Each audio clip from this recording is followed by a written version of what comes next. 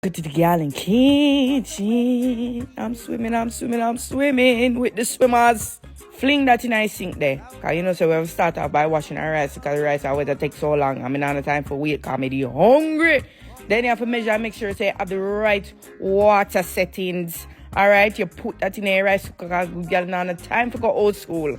Wash and pat dry. Come in with your garlic powder. Grab your paprika and some ginger powder. Then you know, so you can't forget your Gallon Kitchen Oxtail seasoning because that is all purpose around here. Okay, then you can get your tapioca starch and just mix, fry up your swimmers. Grab your veggies, your broccoli, your onion, your scallion, your carrot, your broccoli. Then you go come in with these sauces. Add your fresh black pepper.